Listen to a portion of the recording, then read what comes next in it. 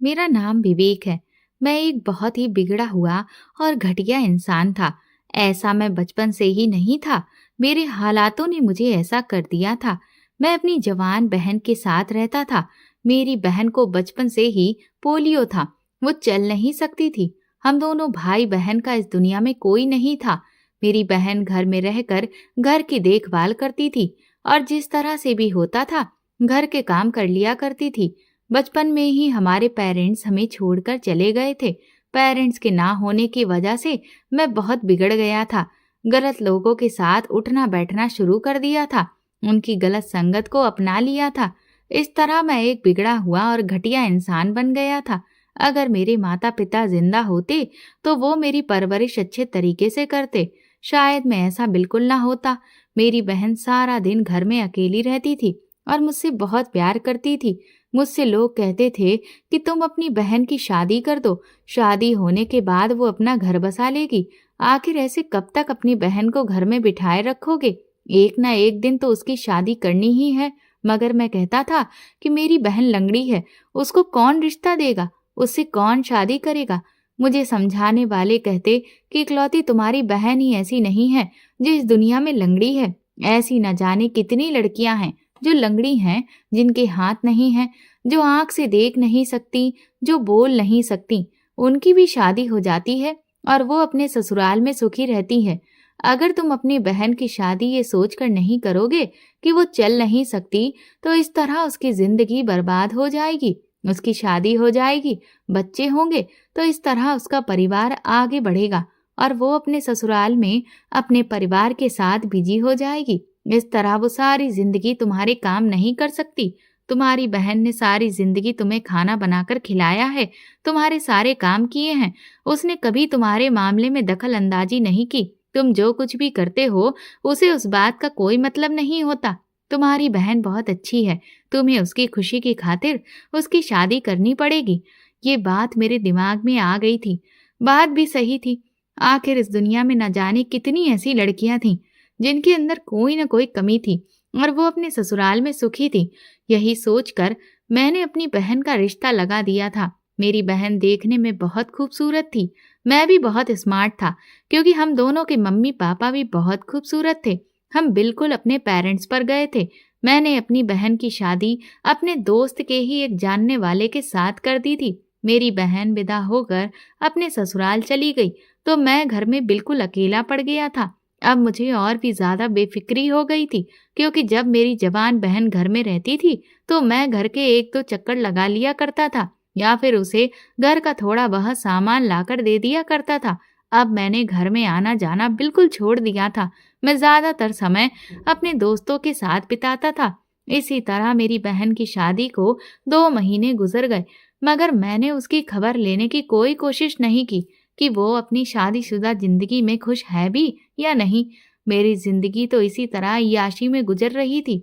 मैं एक से एक बिगड़े हुए काम कर रहा था। मैं शराब पीता, सिगरेट पीता, जुआ खेलता और वो सारी गलत काम करता था जो एक घटिया इंसान करता है। अब आप लोग सोच रहे होंगे कि मेरे पास पैसे कहाँ से आते थे।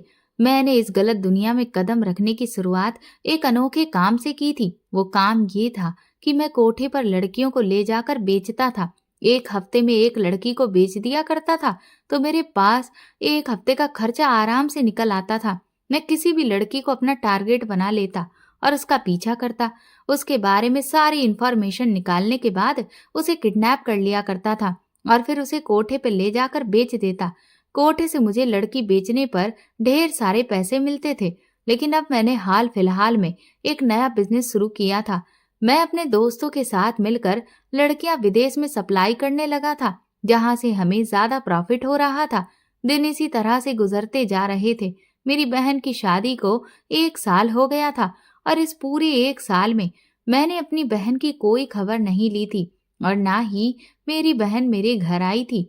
मैं तो उसकी शादी करने के बाद उसको भूल चुका था। लेकिन एक दिन अचानक मेरी बहन की लाश हमारे घर आई। उस समय मैं घर में नहीं था। पड़ोसियों ने मुझे फोन करके बुलाया था। मैं घर पर गया तो अपनी बहन की लाश को देखकर मेरे होश उड़ गए थे। लोगों ने कहा कि तुम्हारी बहन की लाश इसका पति छोड़ गया है। तुम्हारी बहन के पति ने काफी देर तक यहाँ बैठकर तुम्हारा इंतजार किया।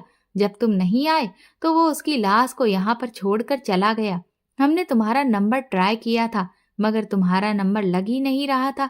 जैसे ही लगा तो तुम्हें फौरन बता दिया। तुम्हारी बहन का पति कह गया है कि उसके पास तुम्हारी बहन के क्रियाक्रम करने के लिए पैसे नहीं थे, इसलिए इसका क्रियाक्रम तुम कर देना। और उसने बताया था कि तुम्हारी बहन एक बड़ी बीमारी का शिकार हो गई थी, जिसकी वजह से उसने अपनी जान दे दी। मगर फिर पड़ोसियों ने मुझे एक ऐसी बात बताई जिसे सुनकर तो मेरे पैरों तले से जमीन निकल गई थी।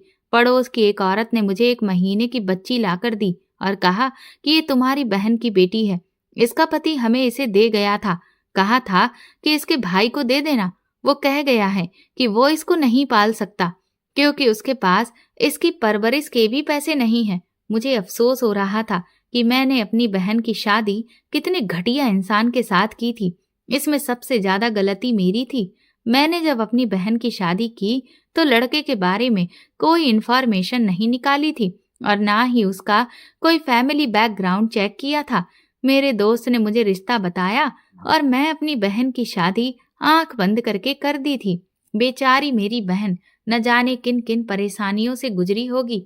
ये बच्ची जो मेरी गोद में थी, ये मेरी बहन की बेटी थी। मैं उसको लेकर घर आ गया था। मेरी समझ में नहीं आ रहा था कि मैं इस बच्ची का क्या करूं। मैंने फैसला कर लिया कि मैं इसके पिता के हवाले इसे कर दूंगा, क्योंकि ये बच्ची उसकी जिम्मेदारी है। मैं अपनी बहन के ससुराल गया तो वहां मुझे ताला लगा हुआ मिला था। मैंने आसपास के लोगों से पूछताछ की तो उन्होंने बताया कि ये लोग तो यहाँ से जा चुके हैं, पता नहीं कहाँ गए हैं। सुना है कि यहाँ से कहीं और शिफ्ट हो गए हैं। मैं अपना मायूस चेहरा लेकर घर आ गया था।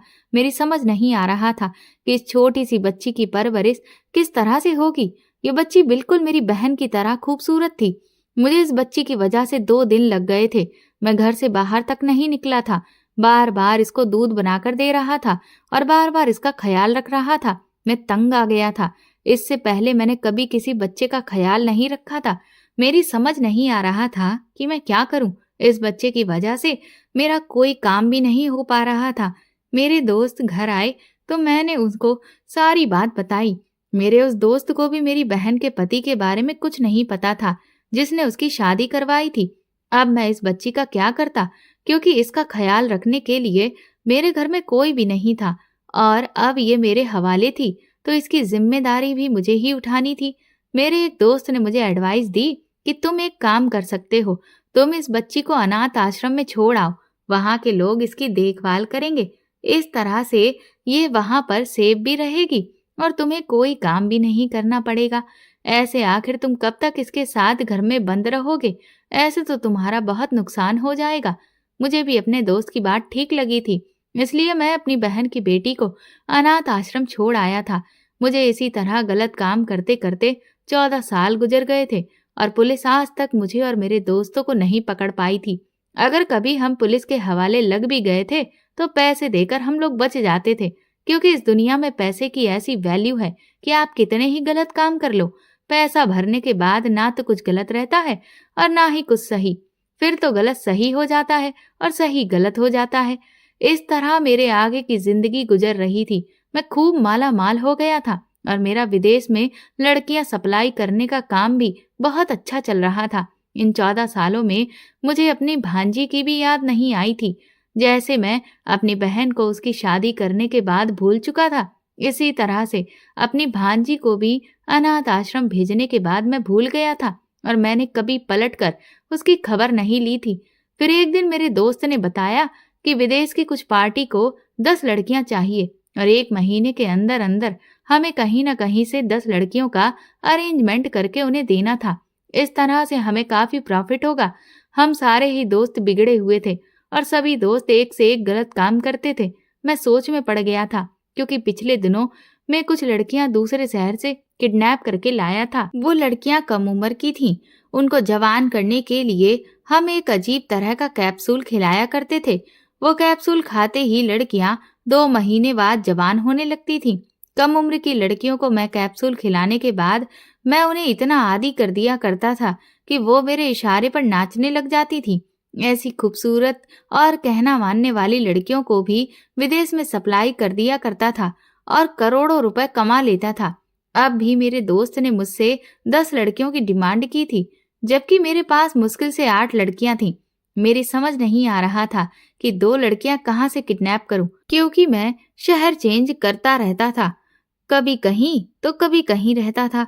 जिस शहर में इन दिनों मैं रह रहा था, वहां पर मैंने 8 लड़कियां किडनैप कर ली थीं। 8 लड़कियां किडनैप होने के बाद शहर में पूरी तरह से हड़कंप मचा हुआ था और पुलिस का पहरा भी बहुत सख्त था। फिर मैंने स्कूल से लड़कियों को पकड़ने का फैसला लिया, क्योंकि स्कूल का जो चौकीदार था वो मेरी जान पहचान वाला था। वो स्कूल के अंदर से कुछ पैसे लेकर लड़कियों को गायब करवा देता था और उनका रिकॉर्ड भी मिटा देता था। इसलिए कभी कभी वो मेरे काम आ जाता था। मुझे देखकर स्कूल का चौकीदार खुशी से खड़ा हो गया, क्योंकि मेरी सूरत में उसे फिर से लाखों रुपए नजर आ रहे थे। जब मुझे लड़कियों की कमी पड़ती थी तब मैं इस शहर में आ जाता था। अब तो इन दिनों मैं इसी शहर में रह रहा था, इसलिए यहाँ से लड़कियों को पकड़ना मेरे लिए आसान हो गया था। मैंने उस कम उम्र की खूबसूरत लड़कियों के बारे में उससे कहा तो वो कहने लगा, पिछले साल कुछ नई लड़कियों का एडमिशन हुआ है, मैं उनमें से कोई नई लड़की आपको दिलवा दूंगा। एक लड़की ने तो 1 हफ्ता पहले ही इस स्कूल में एडमिशन लिया है, बहुत ही खूबसूरत है, उसे देखकर आप खुश हो जाओगे। इस बात पर मैं बेफिक्र हो गया था। इन दिनों मैं लड़कियों को देखने या फिर उठाने का काम खुद नहीं कर रहा था, बल्कि मैंने उन्हें पकड़ने के लिए कुछ लड़के लगाए हुए थे, वही ये काम कर रहे थे। मैंने अपने साथी से लड़की लाने के लिए कहा और खुद वहां से आ गया था। मेरा साथी इस काम में माहिर था और वो लड़कियों की खूबसूरती और उनकी शरीर सेहत के बारे में अच्छी तरह से जांच पड़ताल करने के बाद ही उन्हें हमारे ठिकाने पर लाता था। उस दिन तो मैं बात करके दूसरे शहर चला गया था, वहीं जहां पर मेरा घर था, क्योंकि मेरे पास और भी काम थे। लोगों को दिखाने के लिए मैंने बिजनेस का काम शुरू किया हुआ था, ऑफिस बनाया हुआ था। 2-3 दिन बाद जब मैं लौटा तो मेरे दोस्त ने मुझे बताया कि 2 लड़कियां अड्डे पर आ गई हैं। वैसे भी हमें 2 लड़कियों की ही जरूरत थी। उन लड़कियों को भी वही कैप्सूल दिए जा रहे थे जो उनको सेहतमंद बनाकर रखती और उनकी खूबसूरती को और बढ़ाती। मैं बेफिक्र हो गया था। मेरे दोस्त ने बताया कि इस बार मैंने इन लड़कियों में एक बहुत ही खूबसूरत लड़की देखी है, तुम भी देखोगे तो खुश हो जाओगे। अब की बार सारी ही लड़कियां बहुत खूबसूरत हैं। इन लड़कियों को सप्लाई किया जाएगा तो हमें बहुत प्रॉफिट होगा। मेरे दोस्त ने इस लड़की के बारे में बड़े अजीब तरीके से कहा तो मैं चौंक गया था। पहले चौकीदार ने भी यही बात की थी, अब मेरा दोस्त भी यही बात कह रहा था। मेरे दोस्त ने कहा, एक बार लड़की को देख लो, बाद में फिर तुम पछताओगे कि हीरा हाथ से निकल गया। वो जानता था कि मैं हर बार पकड़ने वाली लड़कियों को सप्लाई करने से पहले एक बार उनको खुद देखता था। अगर कोई लड़की मुझे बहुत ज्यादा अच्छी लग जाती तो मैं उसे खुद भी इस्तेमाल कर लेता था। वैसे तो मुझे कुंवारी लड़कियों के ज्यादा पैसे मिलते थे, मगर इस्तेमाल की हुई लड़की की भी अच्छे खासे पैसे दिए जाते थे। मैं खूबसूरती का दीवाना था। मैंने अपनी जिंदगी में किसी लड़की से मोहब्बत नहीं की थी, क्योंकि आजकल मोहब्बत में भी सिर्फ लड़कियों का इस्तेमाल होना ही रह गया है, और ये काम तो मैं बिना मोहब्बत के भी कर रहा था, इसलिए मुझे मोहब्बत करने की जरूरत नहीं थी। उस समय मैं अपने दोस्त की बात सुनकर सोच में पड़ गया था। फिर मैंने उससे कहा, चलो ठीक है, मैं उस लड़की को जरूर देखना चाहूंगा जिसके बारे में सब बार बार तारीफ कर रहे हैं। वो खुश हो गया। जब मैं उसके साथ अपने खुफिया अड्डे पर पहुंचा तो उसकी दिखाई गई लड़की को देखकर मैं सच में हैरान रह गया था। ये लड़की वही थी जो चौकीदार ने हमें स्कूल से पकड़वा के दी थी, मगर मेरे हैरान होने की वजह इसकी खूबसूरती से कुछ अलग भी थी। वो खूबसूरत लड़की जो मुश्किल से 14 साल की थी, उसे देखकर मुझे अपनी बहन की याद आ गई थी। उसकी शक्ल बिल्कुल मेरी बहन के जैसी थी, मेरी वही बहन जो 14 साल पहले मर चुकी थी। मैंने सुना था कि हर इंसान की 7 शक्लें इस दुनिया में मौजूद हैं। मुझे लगा कि मेरी बहन की जैसी दूसरी शक्ल इस वक्त मेरे सामने थी। वो बच्ची डरी सहमी हुई सी मुझे देख रही थी। मैंने आगे बढ़कर उस 14 साल की कम उम्र लड़की का बाजू दबोच लिया और उसे अपने साथ बाहर ले आया। वो डरी हुई सी मुझे देख रही थी, मगर उसने कोई शोर नहीं किया था। मेरा दोस्त कहने लगा, मैंने तुमसे पहले ही कहा था कि तुम उसे देखते ही दीवाने हो जाओगे। ये बहुत खूबसूरत लड़की है ना जाने जवान होकर क्या गजब ढाएगी। मेरा दोस्त मुझे देखकर ऐसे गर्व से बोल रहा था जैसे उसमें इसी का कमाल हो। मैंने सर उठाकर उससे कहा कि दोबारा इस लड़की की तरफ मत देखना। मैं इस लड़की को अपने साथ घर ले जा रहा हूँ। ये आज से मेरे साथ रहेगी और इसे मेरे अलावा कोई हाथ नहीं लगाएगा। मेरे शब्दों पर मेरा दोस्त हैरानी से मुंह खोलकर मुझे देखता रह गया था। खूबसूरत लड़कियों पर मैं हक जरूर जताता था, मगर मैंने कभी ऐसी बात नहीं की थी। मैं खुद इस्तेमाल करने के बाद वो लड़की मैं अपने दोस्तों को सौंप देता था, मगर उस समय मेरे सीरियस चेहरे को देखते हुए मेरा दोस्त खामोश हो गया। मैं उस लड़की को अपने घर ले गया। वो सारे समय खामोश और डरी सहमी सी मेरे साथ रही। वो मुझे हैरानी से देख रही थी। उसने चीखने चिल्लाने की भी कोशिश नहीं की थी। बड़े से बंगले में मैं अकेला ही रहता था। घर में अगर कोई होता तो सिर्फ नौकर चाकर ही होते थे। मेरे कुछ दोस्त हमेशा मेरे घर पर ही डेरा डाले रहते थे। मैं उस लड़की को घर ले आया तो घर के सारे नौकर भी हैरान रह गए थे, क्योंकि मेरे घर के नौकर मेरी हरकतों के बारे में अच्छी तरह से जानते थे, मगर किसी की भी इतनी हिम्मत नहीं थी कि मेरे खिलाफ कोई बात कर सके। मैं घर के नौकरों को बता दिया था कि अच्छा सा खाना तैयार करो, मेरे मेहमान के लिए अच्छा सा खाना बनाया जाए। मैं इस लड़की को चमकती हुई आंखों से देख रहा था। मैंने घर में सारे नौकरों को बता दिया था कि ये लड़की अब हमारे ही घर में मेरे साथ रहेगी। मैंने सोच लिया था कि इस लड़की के जवान होने तक मैं इसको अपने साथ ही रखूंगा। तब तक मुझे इसके जवान होने का इंतजार करना होगा। मैंने घर के नौकरों से कहा, मेरी गैर मौजूदगी में तुम्हें इस लड़की का ख्याल रखना है। न जाने क्यों इस लड़की को देखकर मुझे बार बार अपनी बहन की याद आ रही थी। इसलिए मैंने फैसला किया था कि मैं इसकी परवरिश अपने घर में करूंगा। इस लड़की के साथ मेरा एक अजीब सा अटैचमेंट हो गया था। मैं इसके साथ कुछ भी गलत होने नहीं देना चाहता था। ये लड़की नासमझी से इधर उधर देख रही थी।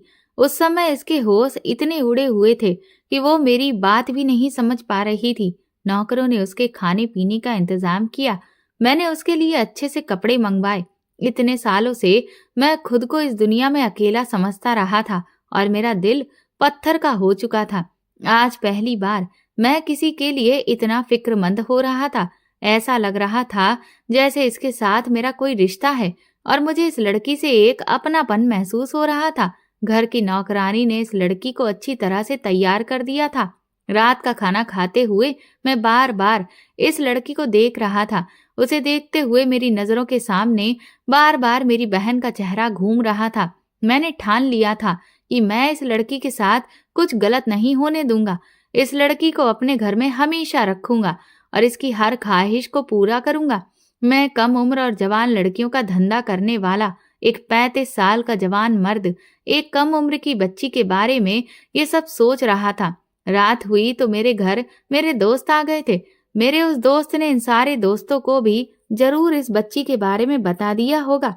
इसीलिए मैंने उस बच्ची को नौकरानी से कहकर कमरे में बंद करवा दिया था, क्योंकि मैं अपने दोस्तों की आदत को अच्छी तरह से जानता था। वो भी मेरी तरह ही बिगड़े हुए थे, क्योंकि मेरी इस्तेमाल की हुई लड़कियां उन्हें फ्री में मिला करती थीं। वो कहने लगे, यहाँ हम वही हीरा देखने आए हैं जिसकी खूबसूरती के तुम पागल हो गए हो और उसे अपने घर ले आए हो। ऐसा पहली बार हुआ है तुम किसी लड़की को अपने घर लेकर आए हो, वरना हर लड़की तुम्हारे अड्डे से निकलकर सीधा एयरपोर्ट जाती आई है। मैंने गुस्सा होते हुए उन दोस्तों को देखा। हालांकि वो हर लड़की के बारे में इसी तरह की बातें किया करते थे। मैंने आज से पहले तो कभी बुरा नहीं माना था, मगर इस लड़की के लिए न जाने क्यों मुझे अपने दोस्तों की बातें बहुत बुरी लग रही थी और गलत लग रही थी। मन कर रहा था कि मैं अपने दोस्तों का इन बातों पर मुंह तोड़ के रख दूं। उन्हें आइडिया नहीं था कि मैं एक जवान लड़की के बजाय बच्ची को घर लाया था। वो लड़की नहीं बच्ची थी और वो बिकाऊ नहीं थी। मैंने अपने दोस्तों से कह दिया था कि तुम लोगों में से किसी को भी उसकी तरफ नजर उठाकर देखने की कोई जरूरत नहीं है और अपना ये शौक लेकर तुम सब लोग यहाँ से चले जाओ। मैंने सीरियस होकर कहा तो मेरे दोस्त हैरान होकर मुझे देखने लगे, क्योंकि आज से पहले मैंने कभी भी कोई ऐसी बात अपने दोस्तों से नहीं कही थी। मेरा एक दोस्त हंसकर कहने लगा, लगता है वो बच्ची ज्यादा ही खूबसूरत है। उसे देखने के बाद तो तुम इतनी पुरानी दोस्ती भी भूल गए हो। मैंने हैरान होते हुए अपने दोस्त को देखा और कहा कि मैं लड़कियों पर अपना पैसा खर्च करता हूँ, अपना समय बर्बाद करता हूँ। अगर मैं कभी फ्री में तुम सबको मजे लेने देता हूँ तो इसका मतलब ये नहीं कि तुम हर लड़की पर अपना हक जताने बैठ जाओ। मेरे शब्दों ने मेरे दोस्तों को हैरान कर दिया था। मैंने कहा, अगर आज के बाद भी कोई लड़की खूबसूरत हुई और मैंने उसे इस्तेमाल किया तो मैं जरूर तुम लोगों को मजे लेने दूंगा, मगर इस बच्ची के बारे में कभी सोचना भी मत। उसे जवान होने तक मैं अपने पास रखूंगा, वो सिर्फ मेरी रहेगी। मेरे दो टूक शब्दों पर मेरे दोस्तों ने सिर हिला दिया। कहने लगे, अच्छा ठीक है, नाराज मत हो, अगर तुम ऐसा ही चाहते हो तो हम ऐसा ही करेंगे। हमारे लिए तुम ज्यादा जरूरी हो। अच्छा, अपना मूड खराब मत करो। मेरे दोस्त मुझे मनाने लगे थे, मुझसे रिक्वेस्ट करने लगे। मैं भी थोड़ी देर में सब कुछ भूल गया था, मगर हमारे घर की नौकरानी थोड़ी देर बाद उस बच्ची को लेकर मेरे पास आ गई। कहने लगी, मालिक, मैं इस बच्ची के सोने का इंतजाम कहाँ करूं? मैंने अभी तक इसके लिए कोई कमरा सेट नहीं किया, क्योंकि आपने मुझे अभी इस बारे में बताया नहीं था। नौकरानी मुझसे सवाल कर रही थी, जबकि मैंने जल्दी से पहलू बदला, क्योंकि वो बच्ची को मेरे दोस्तों के सामने ले आई थी। मेरे दोस्त घूर घूर कर उस बच्ची को देख रहे थे। उसका खूबसूरत रंग उस समय दमक रहा था। हवस के दरिंदों को कभी भी उम्र से फर्क नहीं पड़ता। मेरे अय्याज दोस्त भी उस बच्ची से अपनी नजर नहीं हटा पा रहे थे। मैंने अपने दोस्तों से कहा, तुम लोगों को वापस जाना है तो चले जाओ, मैं भी किसी काम से जा रहा हूँ। मैंने अपने दोस्तों को टालने के लिए ऐसा कहा था, लेकिन मेरे दोस्त जमकर बैठ गए। कहने लगे, आज रात हम तुम्हारे साथ ही यहीं रुकने वाले हैं। मेरे दोस्त अचानक अपना इरादा बदल चुके थे। मैं ठिठक कर रह गया था। मुझे ये समझने में ज्यादा देर नहीं लगी कि इस बच्ची को देखने के बाद उनकी नीयत में बदलाव आ चुका था। मैंने अपने दोस्तों से कहा, तुम यहाँ पर क्यों रुकना चाहते हो, जबकि मैं तो यहाँ पर नहीं रहूंगा। शायद मैं सारी रात काम के सिलसिले में बाहर रहूं। मैंने अपनी भौंवें चढ़ाकर अपने दोस्तों को देखा तो वो हंस पड़े। ऐसा पहली बार तो नहीं हो रहा। तुम इस घर में हो या ना हो, हम पहले भी यहाँ पर अक्सर रात गुजारते हैं। तुम्हें अब क्या प्रॉब्लम होने लगी है? एक दोस्त ने हंसते हुए बच्ची को देखा और बोला, शायद इस बच्ची के आ जाने के बाद तुम हमें अपने दोस्तों पर भरोसा नहीं रहा है। दूसरा दोस्त कहने लगा, तुम कहना क्या चाहते हो कि जब तक ये यहाँ रहेगी तब तक हमारा यहाँ आना मना है? अपने दोस्तों की बातों पर मैंने कहा, ये बच्ची अब सारी जिंदगी यहाँ रहेगी, इसलिए तुम ऐसा ही समझ लो, क्योंकि अब ये घर खाली नहीं है और मैं तुम लोगों को अब यहाँ रहने की परमिशन नहीं दूंगा। अपने दोस्तों को साफ शब्दों में कहते हुए मैंने नौकरानी को देखा और कहा कि इस बच्ची को मेरे कमरे में ले आओ, वो मेरे कमरे में ही रहेगी, मैं इसे अपने पास सुलाऊंगा। मैंने इस समय फैसला किया था, क्योंकि मैं जानता था मैं जितना भी अपने दोस्तों को वहां से भेजने की कोशिश करूंगा, इस हिसाब से तो वो आज की रात मेरे घर से हिलने वाले नहीं थे। उनके साथ मैं अपना काफी समय गुजार चुका था, इसलिए मैं उन्हें अच्छी तरह से जानता पहचानता था। मेरी तरह उनके जिस चेहरे पर नजर पड़ जाती थी, वो भी उसे हासिल करके ही रहते थे। मेरे फैसले पर मेरे दोस्त लापरवाही से बैठे रहे, मगर नौकरानी परेशान हो गई और मुझसे झिझक कर कहने लगी, मालिक, मैं इस बच्ची को आज की रात अपने क्वार्टर में सोने के लिए ले जाती हूँ। कल से इसके लिए अलग कमरा तैयार कर लूंगी। मुझे उसकी इस तरह से एडवाइस देना बहुत बुरा लगा था। मैंने उसे गुस्से में कहा, मैंने तुमसे जो कहा है तुम वही करो, ये बच्ची मेरे पास रहेगी।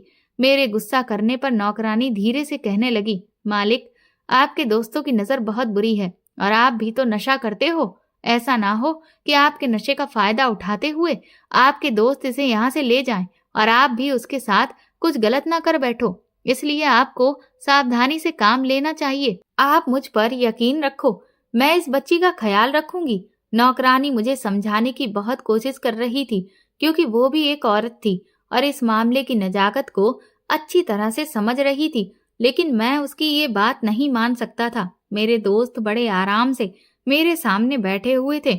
उनका तो यहाँ से जाने का इरादा मुझे दूर दूर तक नहीं लग रहा था।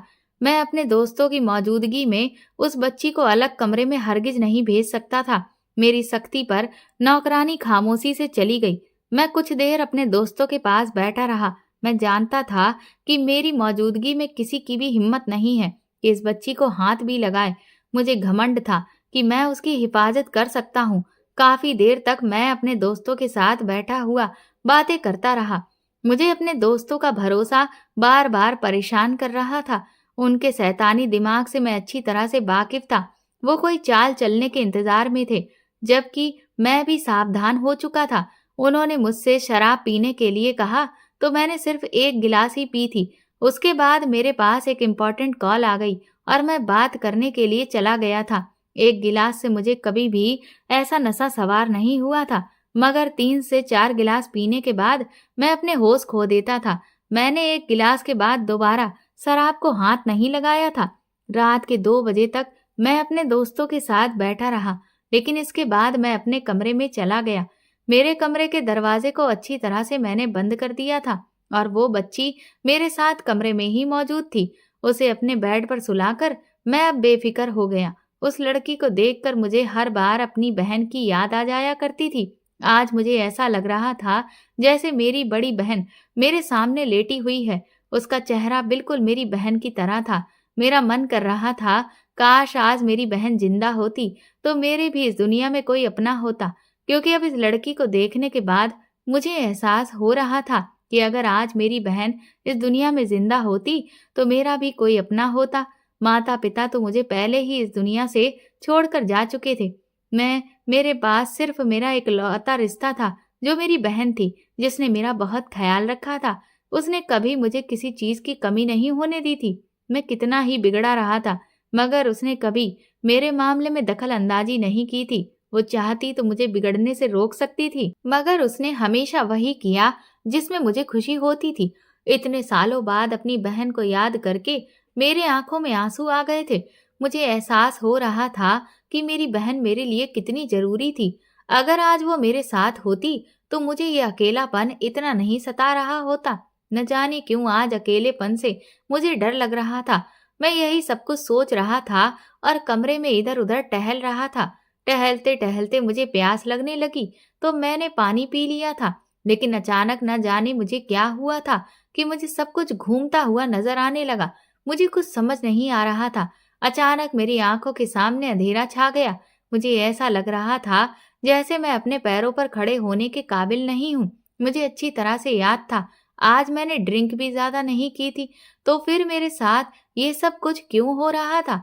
मुझे ऐसा लग रहा था जैसे मैं बेहोश हो रहा हूँ, मगर मैंने खुद को होश में लाने की बहुत कोशिश की।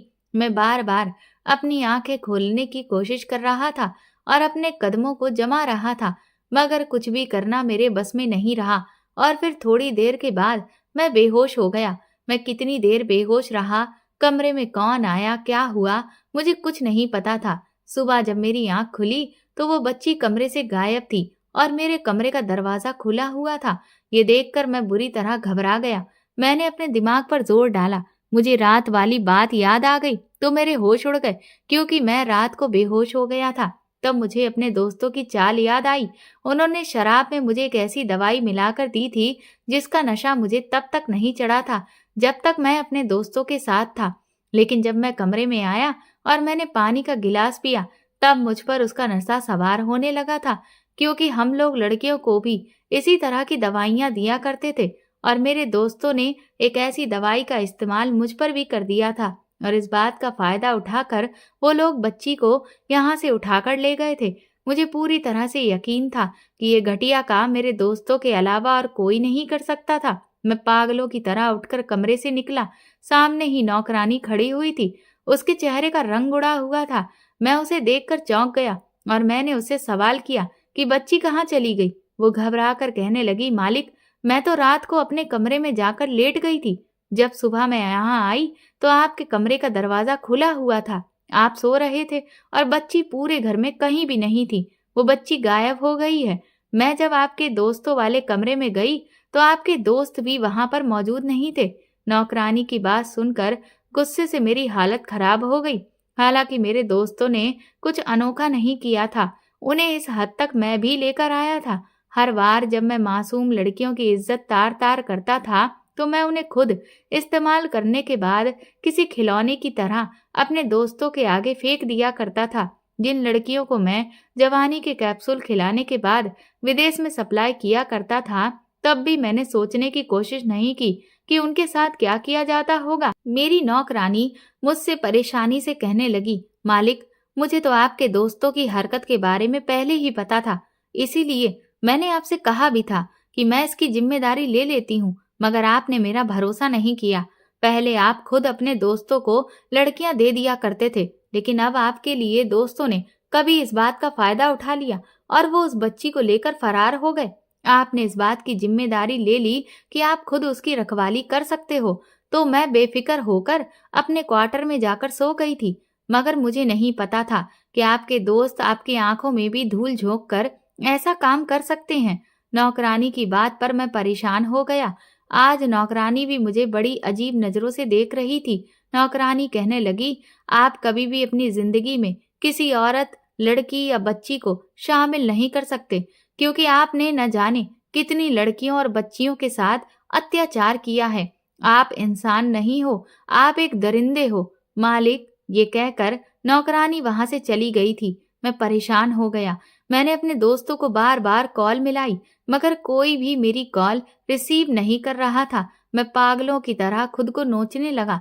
मुझे उस लड़की में अपनी बहन नजर आती थी। मैंने सोचा था कि मैं उसका हमेशा ख्याल रखूंगा, उसे अपनी बहन बनाकर रखूंगा। जब वो जवान हो जाएगी तो अच्छी जगह उसका रिश्ता देखकर उसकी शादी कर दूंगा। शायद मैं ऐसा अपनी सगी बहन के साथ नहीं कर सका था, जिसकी वजह से उसकी मौत हो गई थी। मैंने सोचा था कि मैं इस लड़की के साथ ऐसा करके अपनी गलती का पश्चाताप कर सकता हूँ, लेकिन मैंने तो इस दुनिया में न जाने कितने पाप किए थे, कितनी गलतियां की थी, जिनका मैं चाहकर भी पश्चाताप नहीं कर सकता था। मगर मैं खुद सब कुछ बर्बाद कर चुका था। मैंने जल्दी से अपने कपड़े चेंज किए। घर से निकलते हुए भी मैं बार बार अपने दोस्तों को कॉल कर रहा था, मगर किसी का भी नंबर नहीं लग रहा था। मुझे बहुत गुस्सा आ रहा था अपने दोस्तों पर। मेरा मन कर रहा था कि अगर मेरा कोई भी दोस्त मेरे सामने आ गया तो मैं उसे जान से मार दूंगा, क्योंकि उन्होंने मेरे मना करने के बावजूद भी बहुत बड़ी गलती की थी। मैं पागल हो गया। इस मामले में मैं पुलिस को भी शामिल नहीं कर सकता था, क्योंकि इस बच्ची को गैर कानूनी तौर पर मैंने स्कूल से चौकीदार से खरीदा था। मुझे पुलिस को पूरी इंफॉर्मेशन देनी पड़ती और फिर मेरा गैर कानूनी काम भी उन लोगों के सामने आ जाता। मैं 2 दिनों तक उस बच्ची और अपने दोस्तों को तलाश करता रहा, मगर मुझे कोई भी नहीं मिला था। मैं अपने दोस्तों के घर भी गया था, मगर मुझे उनके घर से भी कोई सुराग नहीं मिला था। मैं पागल होने लगा। न जाने वो लोग उस बच्ची को लेकर कहाँ जा चुके थे। मेरे दोस्तों ने दोबारा मुझसे कोई कांटेक्ट नहीं किया। कई दिन मैं इसी तरह से परेशान होता रहा। एक दिन जब मैं फ्री था और मैंने अपना मोबाइल देखा, तो एक वीडियो जो बहुत तेजी के साथ वायरल हो रही थी, वो ये थी कि हमारे शहर के ही एक नाले से एक 14 साल की बच्ची की लाश मिली थी। और जब बच्ची की लाश का फोटो दिखाया गया तो वो बच्ची वही थी जिसको मेरे दोस्त उठाकर ले गए थे। इस बच्ची की मौत पर मुझे बहुत अफसोस हुआ था। मुझे ऐसा लग रहा था जैसे आज फिर से मेरी बहन की मौत हो गई है। मुझे ऐसा लग रहा था जैसे मैंने दोबारा से अपनी बहन को खो दिया। उस दिन मैं पहली बार बहुत रोया था। शायद अपनी बहन के मरने पर भी मेरी आंखों में आंसू नहीं आए थे, मगर उस बच्ची के मरने पर मेरा दिल टूट कर रह गया था। मेरी कुछ समझ नहीं आ रहा था, मैं क्या करूं। फिर अगली न्यूज में दिखाया जा रहा था कि जिस लड़की की लाश नाले में मिली थी, उसके पेरेंट्स के बारे में पता चल गया है। मैं ये जानकर हैरान हो गया था और मैं जानना चाहता था कि आखिर उसके पेरेंट्स कौन हैं। उसके माता पिता मीडिया के सामने बिलख बिलख कर रो रहे थे। कह रहे थे कि हमारे पास अपनी औलाद नहीं थी, हम लोगों ने इस बच्ची को अडॉप्ट किया था ताकि हम लोग माता पिता बन सकें। हम लोग इसे अपने घर ले आए थे। अभी इसको लाए हुए हमें 6 महीने ही हुए थे। हमने इसका एडमिशन स्कूल में करवा दिया था जहाँ पर ये पढ़ने जाती थी, मगर एक दिन पता चला कि ये स्कूल से गायब हो गई है। हमने अपनी बेटी को तलाश करने की बहुत कोशिश की, मगर ये कहीं भी नहीं मिली। पुलिस ने भी इसको ढूंढने की बहुत कोशिश की, पर आज 9 दिन के बाद हमें हमारी अडॉप्ट की हुई बेटी की लाश यहाँ नाले में मिली है। वो लोग बहुत ज्यादा रो रहे थे। फिर जब इस बच्ची की माँ उस शहर और उस अनाथ आश्रम का नाम बताने लगी जहाँ से इस बच्ची को अडॉप्ट किया गया था, तो उसे सुनकर तो मेरे होश ही उड़ गए थे, क्योंकि इन पेरेंट्स ने इस बच्ची को वहां से ही अडॉप्ट किया था जहां मैं पहले रहता था और जिस अनाथ आश्रम में मैं अपनी भांजी को 14 साल पहले छोड़कर आया था। उनके मुंह से ये बात सुनकर तो मुझे अपने कानों पर विश्वास नहीं हो रहा था। और फिर इस लड़की की शक्ल भी बिल्कुल मेरी बहन के जैसी ही थी। न्यूज में बताया जा रहा था कि इस बच्ची के साथ अत्याचार किया गया है। इसकी इज्जत खराब करने के बाद इसे जान से मारकर नाले में डाल दिया गया है। मैं फौरन ही अपनी गाड़ी में बैठकर अपने पुराने शहर चला गया। वहां जाने के बाद मैं उसी अनाथ आश्रम में गया जहां पर मैं अपनी बहन की बेटी को छोड़ आया था। वहां जाने के बाद जब मैंने 14 साल पहले का रिकॉर्ड निकलवाया तो उस पर अपने साइन देखकर मैं हैरान रह गया था, क्योंकि ये बच्ची कोई और नहीं, मेरी अपनी भांजी थी, जिसे मैं 14 साल पहले यहाँ छोड़कर आया था और जाते समय मैंने अपने साइन कर दिए थे। वहाँ के स्टाफ ने मुझे बताया कि आपने कभी इस बच्ची के बारे में कोई इन्फॉर्मेशन नहीं लेनी चाहिए, यहाँ आकर उसे कभी देखा भी नहीं। अभी कुछ दिनों पहले इस बच्ची को पेरेंट्स ले गए। हम लोगों ने आपसे कांटेक्ट करने की बहुत कोशिश की, मगर आपने अपना कांटेक्ट नंबर बदल दिया था, इसलिए हम आपको इस बच्ची की कोई इन्फॉर्मेशन नहीं दे सके। अब ये बच्ची अपने नए माता पिता के साथ जिंदगी गुजार रही है। मेरे लिए ये बात बहुत अफसोस करने वाली थी। ये बेचारी खुशी अपने माता पिता के साथ जिंदगी नहीं गुजार रही, बल्कि इस दुनिया से जा चुकी है। उस दिन मैं इतना खुलकर रोया था कि मेरा मन कर रहा था कि मैं इस दुनिया से ही चला जाऊं। मुझे अपने सारे पापों पर बहुत अफसोस हो रहा था। आज लग रहा था कि मेरी बहन की बेटी के साथ जो भी हुआ है वो बहुत गलत हुआ, और मुझे इस बात का भी एहसास हो गया था जिन लड़कियों के साथ मैं गलत कर चुका था। मुझे खुद पर शर्मिंदगी महसूस हो रही थी। मेरी बहन मरने के बाद अपनी बेटी इस दुनिया में छोड़ गई थी और उसका घटिया पति उसे मेरे पास छोड़ गया था। मैंने अपनी बहन की भी कभी कोई परवाह नहीं की और भगवान ने मुझे उसकी बेटी की परवरिश करने का चांस दिया था, मगर मैंने वो भी गवा दिया। मेरी भांजी और मेरी बहन दोनों ही अब इस दुनिया से जा चुके हैं और कहीं न कहीं उन दोनों की मौत का जिम्मेदार सिर्फ और सिर्फ मैं हूँ। मुझे अपने किए गए सारे ही पापों का पछतावा हो रहा था। मैंने फैसला किया था कि मैं पुलिस को जाकर सब कुछ बता दूंगा और अपने आप को भी पुलिस के हवाले कर दूंगा, क्योंकि मुझ जैसा इंसान इस दुनिया में सर उठाकर जीने के काबिल नहीं है। मुझ जैसे लोगों को तो जान से मार देना चाहिए। मैं पुलिस के पास चला गया और मैंने पुलिस को सब बता दिया। मैंने आज तक जितनी भी गलतियां की थी, जितनी भी लड़कियों की जिंदगी बर्बाद की थी, सब कुछ बता दिया। अपने सारे घटिया कामों के बारे में भी बता दिया, और जो जो लोग भी मेरे साथ शामिल थे, मैंने उन लोगों के बारे में भी पुलिस को बता दिया। पुलिस ने मुझे अरेस्ट कर लिया था, क्योंकि इससे पहले भी मैं पुलिस के हवाले लग चुका था, मगर हर बार मैं पैसों के बिना पर छूट जाता था। मगर इस बार मैंने खुद अपना जुर्म अपनी जुबान से कबूल कर लिया था। पुलिस ने मेरे सारे साथियों को अरेस्ट कर लिया था। मेरे जो दोस्त मेरी भांजी के साथ गलत काम करने के बाद फरार हो गए थे, पुलिस ने उन लोगों को भी पकड़ लिया था। हम सब लोगों को ही उम्र कैद की सजा हुई है, क्योंकि हमने हजारों के हिसाब से लड़कियों का धंधा किया था। हमारे पापों के हिसाब से तो हमें इस दुनिया में बहुत कम सजा दी गई थी। मैं अभी जिंदा हूँ, मगर हर रोज मरने की प्रार्थना करता हूँ, क्योंकि मुझे अब इस दुनिया में जीना अच्छा नहीं लगता। याद आते हैं मुझे वो सारे पाप जो मैंने किए थे। आप लोग भी मेरे लिए प्रार्थना कीजिए कि मैं इस दुनिया से चला जाऊं, क्योंकि अभी ऊपर जाने के बाद मुझे भगवान से भी अपनी सजा लेनी है। दोस्तों, उम्मीद करती हूँ कि आपको हमारी कहानी पसंद आई होगी। कहानी पसंद आई है तो कमेंट करके जरूर बताएं।